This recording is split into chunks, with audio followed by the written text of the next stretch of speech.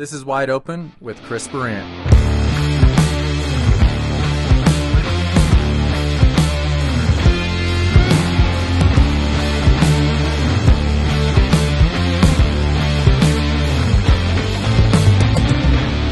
All right, here we go. Wide Open with yours truly. And now, apparently, my permanent co-host. That's right. MC and Bubba. All right, guys. This is one that we probably get requested the most of. And it's, you know, we have a lot of fun talking about all of the other topics within our sport. But this one is probably number one, and that's it's our business. How the heck do I become a better rider? And so today we're going to touch on technique. This one will hit a lot of you guys, and I think the cool thing with technique is it is something that I truly work on every single day I ride. And I don't do it perfect. I keep trying to get better, and over the years, I've learned a lot. And so what's pretty cool is, you know, a couple of podcasts ago, we talked about both the mental aspect and the physical aspect of trying to get ready to snowmobile.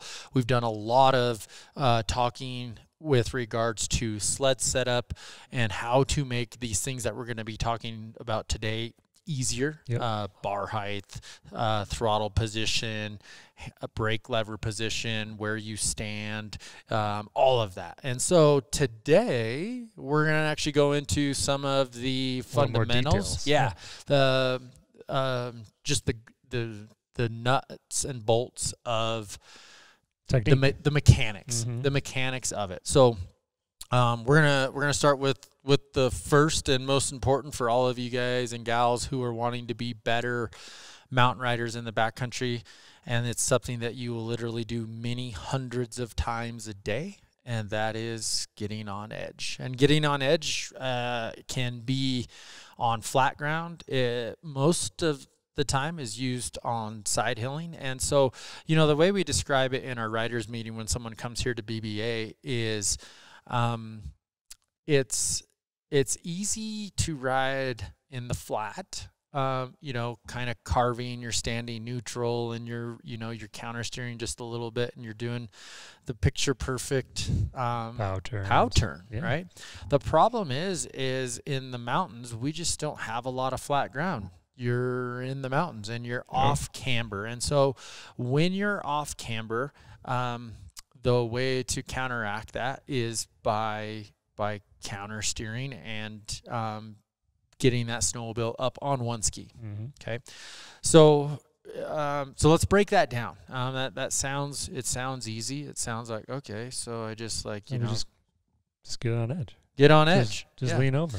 And it is easy when you do it right, but there's a lot of things that are going on at that time to make it happen. And so really I used to say there are three things at once you got to do. More than that. There's more. And now I kind of break it down to four things. And you can't leave out one of them. And what you're going to talk about too is utilizing the power of the snowmobile. Yes. Yep. And so one of the things, again, what we talk about in our first day on our writers meeting when someone comes here to BBA and, you know, we're wanting them to get the most out of this. When we do our presentation in the shop, I'm standing on a snowmobile and I'm missing one of those key components, which is the throttle. And so one of the biggest mistakes that we see from a lot of riders is, especially men try to muscle the snowmobile because we're men and we think we can just, you know, grunt a little bit and use our muscles. And so, you know, and I think we have all done that, and we all do that every now and then. There's times when you have to. When you have to be tough. But again, with how many days that, you know, myself and my crew ride, we try to find these little things that make it easier. So every little bit you can do to make things easier, make the sled do more of the work, is longer riding, less tired riding, and getting into the gnar. Later in the day being so a wet noodle. The one more time. Yep. Yeah. Kyle. Dang Kyle. Yeah. All right. Okay. So here we go. 4 things at once to get on edge. And so, guys, remember, the reason that we're getting on edge is to traverse something that is not flat. And the way we do that on a snowmobile is on one ski, slow and in control. Real quick, the reason a lot of people like riding a snow bike, especially on off-camber terrain, is because there is no counter steering. You're always on edge because you only have one ski, and so you're cutting across the hill. So picture that's exactly what we're trying to do, but we're doing it on a snowmobile that has 2 skis, okay? So when we have any type of slope, we need to be on 1 ski versus 2 skis, because if you're on 2 skis on any sort of slope, gravity is always going to win, and you're going to end up down, okay? Down in the creek, down losing your edge, down in the trees. Many people's happy place. Okay. Spend much time there. All right. Okay. So here we go. We're going across. We're going up to a hill. We're going up this hill, and as we make our turn, this is when our transition where we need to get on edge. So again, those 4 things at once. We need to counter steer. We need to be wrong foot forward, which means normally we're standing on both running boards. Yeah, both running boards. Left foot on the left one, obviously. Right foot on the right one. So when we go wrong foot forward, we're taking our, let's just say we're going to do a sled on the left-hand side, turning right across the hill. You're going to go on the left-hand side of the snowmobile. That means you're going to have your right foot on the left-hand running board. And the whole reason that we're doing that is to get our body weight away from the center line of the snowmobile. Okay. We see that a lot. Yeah. So, well, I'm on the other side. I'm on the other side. But then if this is the center of the sled and they're like, here, you haven't changed anything. You're still no different than if you were neutral. The body is still over the center of the sled. So again, we're getting on the other side of the sled. We're in a counter steer position. So step number 1, wrong foot forward, counter steer. And then the next very important one is we need to use the throttle. The throttle is what that little blip rep that spins out the track, and as we pull into the hill with a little bit of throttle and our wrong foot forward on that left-hand side of the snowmobile, it will pull the sled into the hill, okay? Now, and once again, not even needing a lot of muscle. No, it's very little. It's very little, and so that's again the biggest thing that we see. We see actually all of it happen either at the wrong time or miss a step is what we see consistently, right? And I think this is what's really interesting is a lot of you guys who know how to side hill and you're like shaking your head like there's never a way I'm going to make it through Burandt talking about 45 minutes of how to get on edge. I find this very interesting because when I take someone who is a good rider and I put them on this drill on a hill, they screw it up every single time because they're doing things either too fast, their technique isn't. And when I say screwed up, like did they get it on edge and did they go across the hill? Yeah, kind of, but it was too fast. Their foot was either too forward or too far back. Their shoulders were still pointed downhill. They had no finger on the brake, and they were relying on speed to carry them across the hill. And it didn't look pretty. And when you're in the open, you can maybe get away with that. And at the end of it, they're sitting there breathing hard. And I'm like, and you know, here's me. I love this part.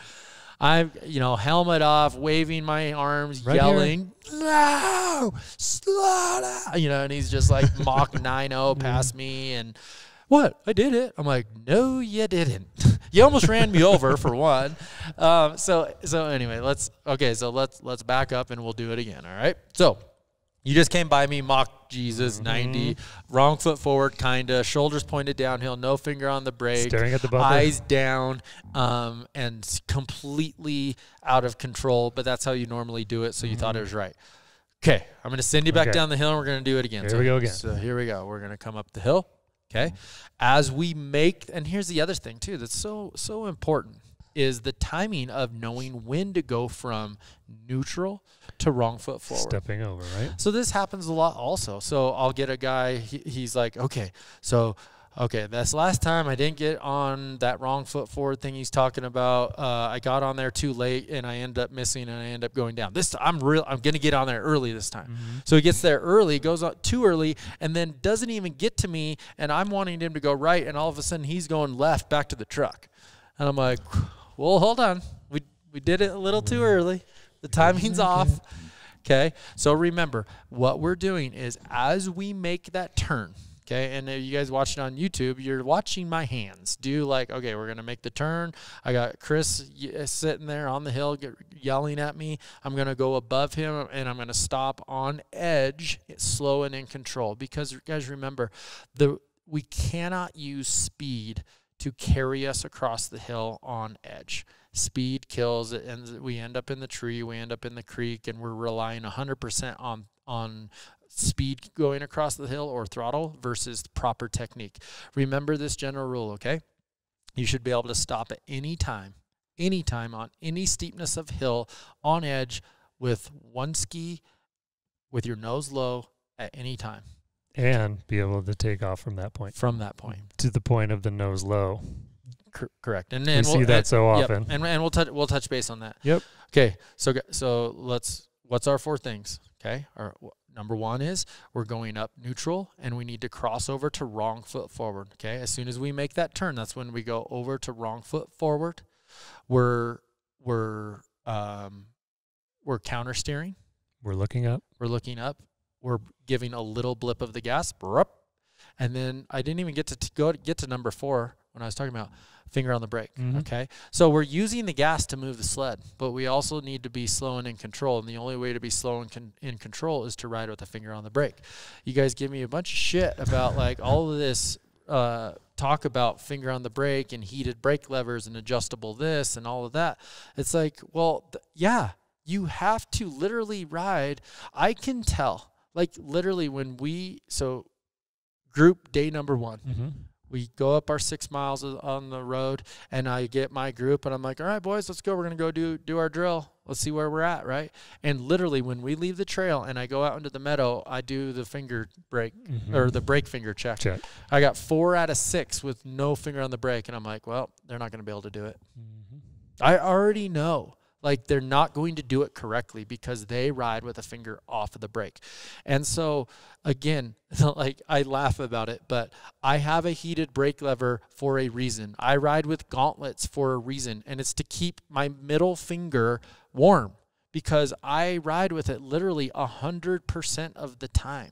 And I know you guys get sick of me talking about it, but you wouldn't get sick of me talking about it if you just did it then. Then I wouldn't have anything to talk about anymore. Okay? So, and it's not, so remember this also, because we've seen this. It's not riding with the brake on. Yeah. We got to be very careful of that. We're not keeping the brake on at all times.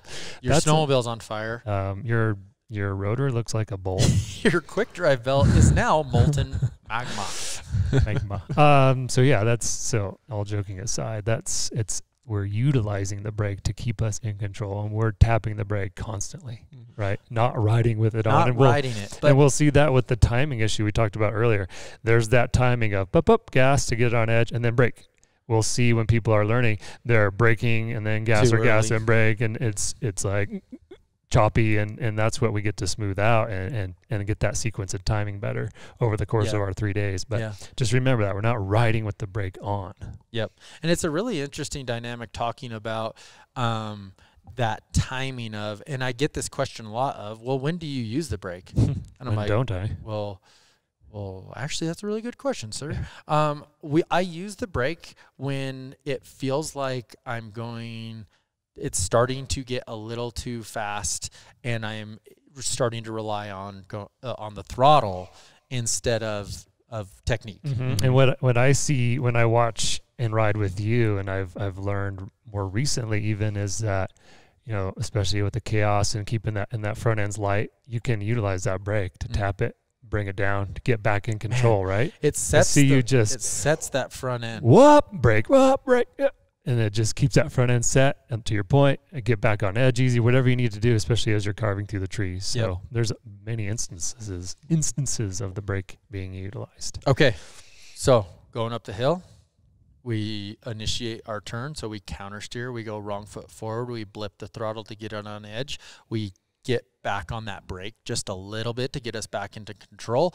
And then when you hit the brake, that means, and then you're barely on edge, you lose the front end down and you roll down the hill.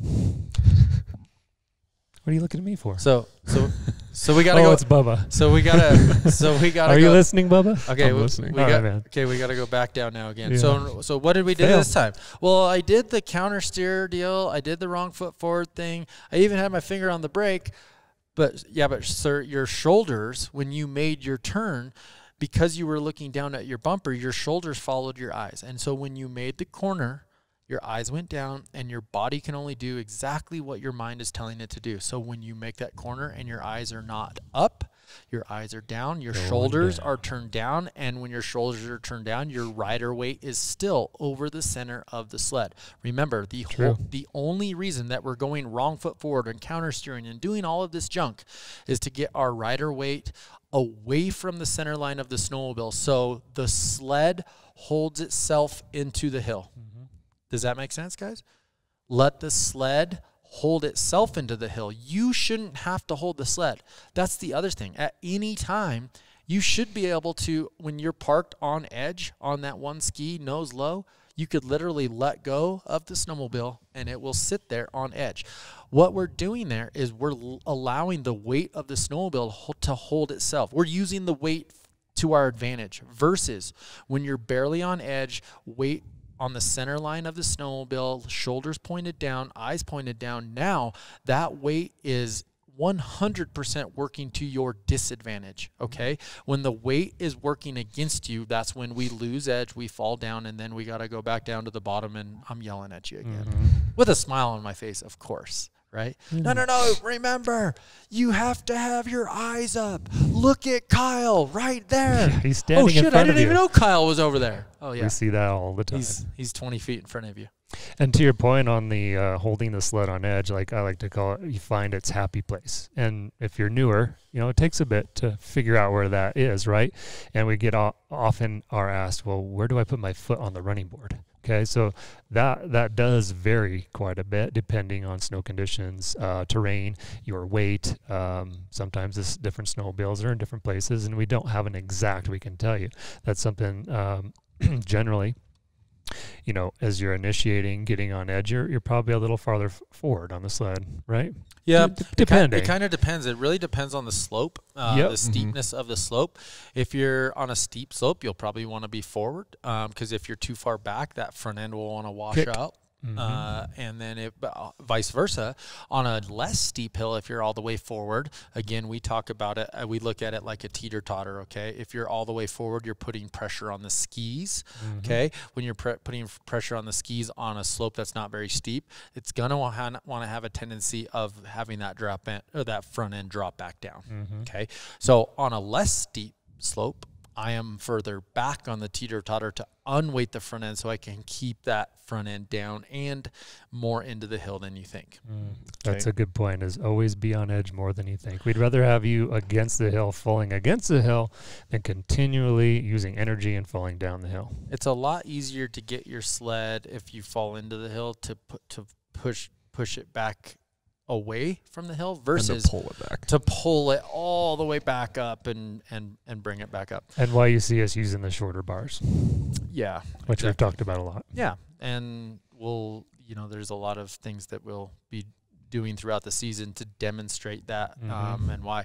I think one thing that's interesting, I haven't even got to ride with Bubba. Bubba, this is his first year here, kicking butt on the media side of things for us. But Bubba's going to get to see firsthand and experience all of this, what we do, and from a learning perspective, it's going to be good for you. But just to see how how each customer, it's how they translate it. And because what's so hard, and again, we get a lot of guys who they can go out in more open terrain and they can side hill, they can powder turn, and they can do all of those things.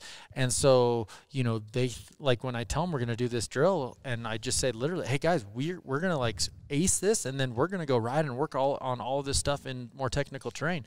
And then they, when you put them into a situation where you have to do it correctly, it's amazing what happens, because there's so many little things that have to happen, again, to use less effort. And to be in control. And so that's the biggest thing is, I'm literally asking you to do like 12 things at once. Be in control, slow, shoulders square to the hill, eyes forward, finger on the brake, not too much gas. Whoa, why didn't you use more gas there? Whoa, why are you going so fast? Right? It's so circumstantial.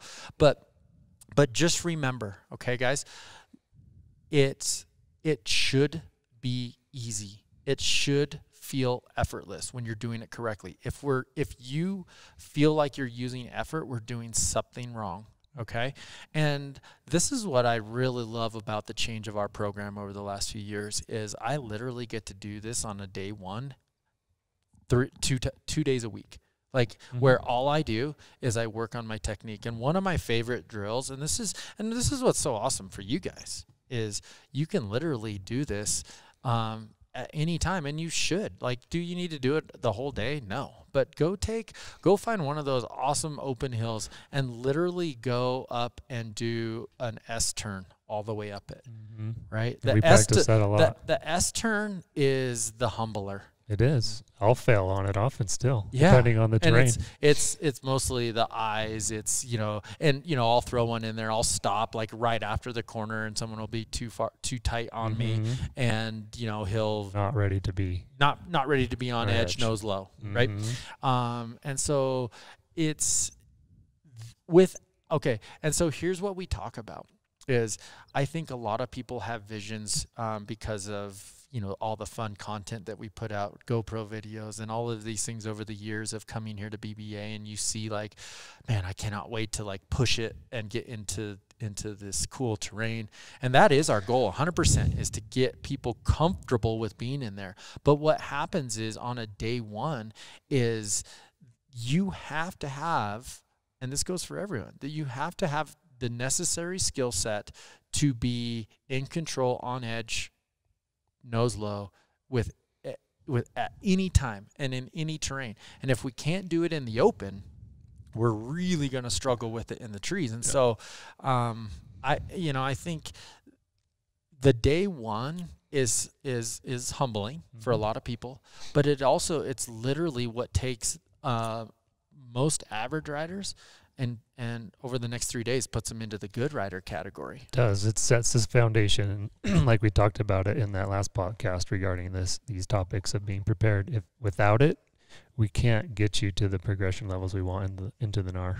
So here's what I want you guys to remember about getting on edge, okay? The 4 main things, but remember there's a bunch more things that go with it as you've heard us talk about. The main things are counter steer, wrong foot forward, eyes up, using the throttle to move the sled, not you, and being slow and control with the brake. You should be able to stop at any time, nose low. Okay? Having the sled underneath you. And so that's the next topic is understanding how and why and what I'm talking about with having the sled underneath you. And it goes back to the point that Ryan was saying of having the sled into the hill more than you think. Now, here is the common mistake I see with guys when, the first couple times they get to that point where they want to stop and they keep losing edge. And I'm like, dude, you're not. Like, remember, into the hill more than you think. Let the sled hold itself into the hill instead of you trying to hold the sled.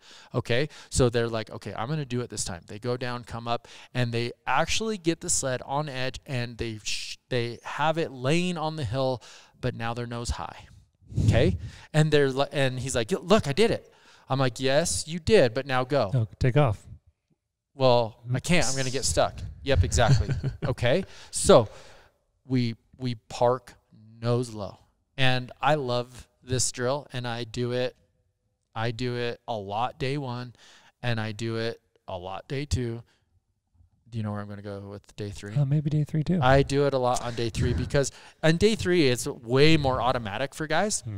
Day 3, my favorite. I mean, I think of all the groups over the years where, day 1 it was a struggle doing any of the things that we're talking about right now. And day open. 3, I'm in the trees. I have 6 dudes behind me. We're all stopped on a slope that they wouldn't have even attempted on day 1, and they're all parked nose low on edge looking at me, like not even thinking. Like, here's the coolest part, they're not like high-fiving each other or anything. They're just looking, where are we going? And I'm like, guys, do you realize what you're doing right now? Do you remember day one? Mm-hmm. Bill, you hit me. You ran me over. Poor Kyle was running after a sled in the trees, and we're doing it. And so, remember, I mean, I could literally do an entire podcast talking about how important it is to be comfortable and understanding how to let the sled do the work, how to use this technique of being on edge, slow and control, being able to stop nose low every time. And so even that's why I do it on day 2 and day 3. Okay, dude, you're on edge, right? But hey, man, I'll run over to him. They're on edge. I pull that uphill ski down. Like, hey, this is where you need to be, because you need to have. So this goes into the next step. When you stop on edge, so all of these things I'm trying to teach you and tell you, right, of technique-wise, of, okay, Chris is telling me I need to be on edge on one ski and be able to be in that position on an off camber. The whole reason that we're doing that is when we stop, we need to have options to go again. Okay. Exactly. And so the only way to have options is to park nose low, because when you park nose low, it gives you the option to go up, across, or down.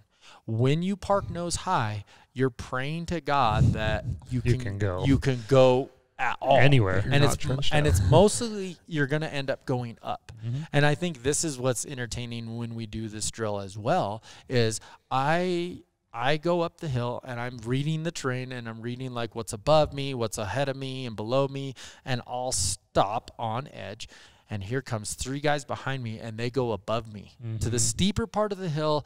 And like, for one, this is when I get rolled on top of. For 2, they're leaving themselves a terrible exit out, and they're parked nose high, and it's going to fail. So guys, remember, you want to put yourself in a position on the hill that you can, because we don't want to, like, when you stop on edge on a hill, I mean, we want to go up.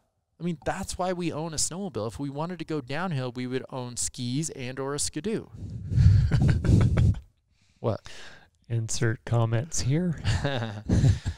Anyway, the skidoo is even more important to keep that nose low. It is. And it's a little bit harder to do it, but you can definitely, you have to do it. And you have to initiate that process just a tick earlier to get the nose low. It wants to be nose high, and so you're having to counter steer more, tuck the sled underneath you, and get the front end down. That's where I find on the skidoo, whenever I get to hop on one, I need to be more forward on the sled. More forward, to keep that down. And more at an angle with the sled more into the hill than you think, so you can push that front end down.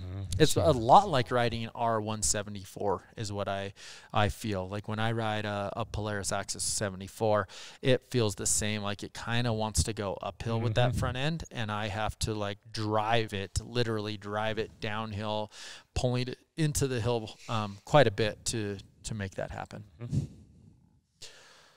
So pretty easy, right, guys? Got this? You got it, right? And so just remember, like, think back last year and some of those spots that you either lost edge or you parked nose high or you know, why did you get stuck?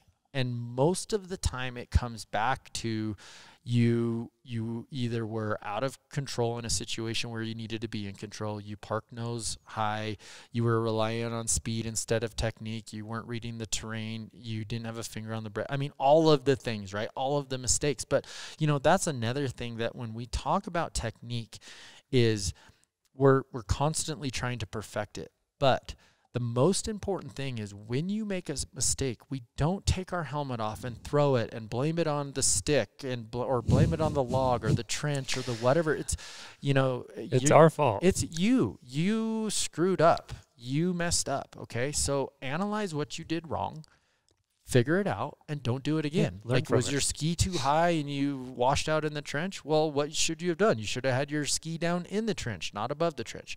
Like, there's so many scenarios, right? But analyze what you did wrong, figure out what you need to do differently, and don't do it again. Fix it. Sounds so simple, right? Easy. Okay, so that is from a technique side.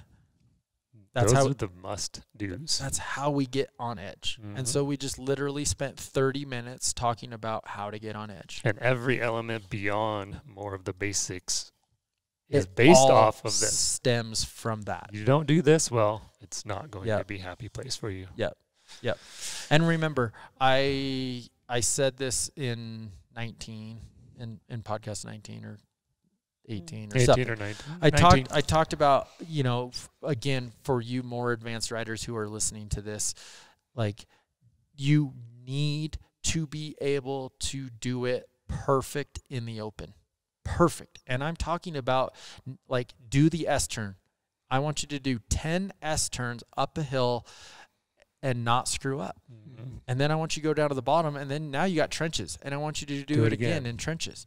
And you don't not easy. mess up, And so I love our clients who are badass riders, Dale Ray. Another person that I think of on this particular drill is Jesse Shear. Jesse, helicopter pilot, super, like, he is very particular, like, On the skills. yeah, well, and just focused on foot placement and why and where it works. He's just that atypical type person. Yeah. And what's really cool is for, like, him and I, he does it very well.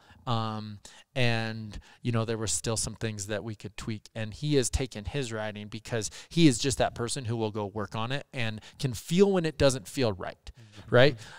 I would think, like, flying a helicopter, you would feel when something isn't quite right. And instead of just saying, it's okay. it's okay, you fix it. You you can Make feel the those little inputs, make the adjustments. So that's a good thing. So my point of that conversation was, no matter if you're an A rider, a B, C, D rider, this is the foundation to everything else that exists with backcountry riding. It is. Okay. So, and then as you get more comfortable with that, then we get to start talking about, let's talk about when to be neutral and Exactly when where to I be wanted to go with wrong it. foot forward. We've advanced that in our program quite a bit more over the last couple of years. Yeah. I think what happened is oftentimes people just, because we focused on wrong foot forward so much that people riding with us and then taking that home to learn, they would focus on being wrong foot forward only and at all times. But that doesn't have to be the case. There's many instances where it's better to be neutral. And you can actually carry more speed, look farther ahead, and be a little more successful in certain terrain, certain conditions. And that's where I feel like my riding has personally advanced more, because I had that in my head as well. And it's something I try to now teach with clients better. And I've seen some progression with other clients with that. Because being wrong foot forward in certain times can just take way too much energy, and it's not needed, and vice versa. Yeah, and I was going to go the other way. Yeah, right? Neutral can really screw you up because you're not getting the sled set on edge in an easy enough manner. Yeah. Right, you're fighting it. Yeah, and then I think that's what's so great is the more times that you put yourself in these places where you're having to do it correctly, you figure out, like, my favorite thing is when we do that first drill where I'm telling you, get on edge, get wrong foot forward and slow and control. And, side hilling is a walking pace. You should literally be able to stop at any time, slow and control, nose low. Do I sound like a broken record? It's because I always have to say it. Okay. All right. So now when I have a client come up and do that and they try to do it neutral, and it's insanely painful to watch because you can't go slow in neutral, especially with old tracks and trenches and all that stuff. And so you shouldn't be neutral right there. You need to be wrong foot forward. And then the other way is, like, we have, to Ryan's point, then you get in the situation where the dude should be neutral and he's hopping back and forth, going wrong foot forward, and oh my gosh, Whoa. slow. Dude, you're using way too much effort. And that's another tough question to answer, right? It's where situational. What right? should I be doing right here? Correct. And so here's one of my rules is, like, especially when I'm on a hill, that I'm trying to traverse, and I may have started out neutral, but I got to get wrong foot, like with tracks and trenches and old stuff in there. I got to get wrong foot forward to be able to, because if I'm neutral and I'm trying to go across that stuff, I am right on that border of being on edge, right? Yeah. I'm relying on speed right now to carry it. And so I am going to get wrong foot forward. I'm going to get slower, back in control, get that nose low when I need to so I can have options versus the pin it and pray. And we'll see, for example, at the end of the day, I'll see it often where people were just on a small hill that's just got a slight cant to it, and it doesn't need to be wrong foot forward. You're using way too much energy. Just ride neutral, shift your body weight. Eyes up. And it's that body weight away from center that oftentimes on just the slightest side hill, that's all you need.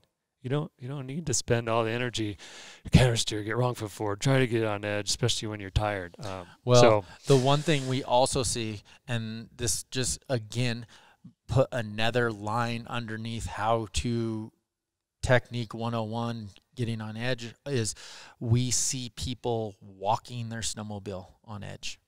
Okay? So I have a guy who's following me, and I'm neutral, putting across this nice, perfect hill. I'm neutral, and I'm literally looking back on edge, and dude is back there running a marathon, with it, right? Like foot too far back on the running board and literally taking a step every foot. Step. We call it walking. That's a good point. You're walking the sled, and then you get too far behind the sled, and then you're chasing it, and then your nose is high, and then he goes and stops, out of breath, park nose high. I did it. Foot too far back. Yeah. Right. And I'm like, okay, so right there, dude, you needed to get further forward. You can be wrong foot forward, but that off foot is literally a rudder. Yeah, okay, it's like dragging. A feeler, right? It's dragging, and every now and then you need to place a foot, but it's awesome when, again, day one doing drills, and you do that first one across the hill, and you look, and it looks like it looks like Sasquatch was walking next to your side hill mark, because there's a step every foot and a half. And I'm like, dude, we're not going to make it walking our snowmobile at 11.5. No, and that's my goal too, is to take that, because that's often the case. And by day 3, see, instead of all these pogoing through the snow, you see just a nice foot kind of hitting the snow every once in a while. And so let's go the other way. Okay. So that is going too slow, side hilling, foot a little too far back, eyes not far enough forward. The reason they're going too slow is because they're staring at the bumper.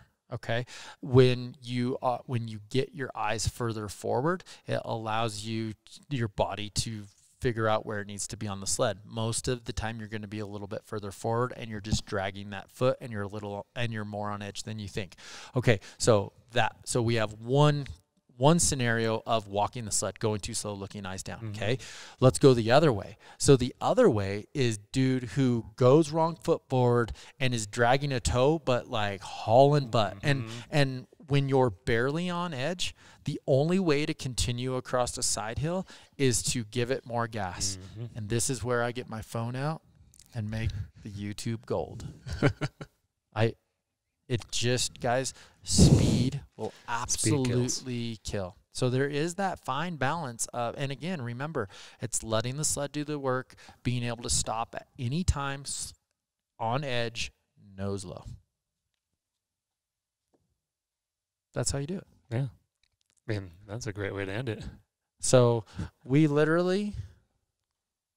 40 minutes in, and we've covered one topic on my piece of paper here. But guys, I just want you to just think about again is, this is a very fundamental move, and it's something that all of us have done, thousands and thousands and thousands of times, of getting on edge on the flat ground or getting on edge on a hill.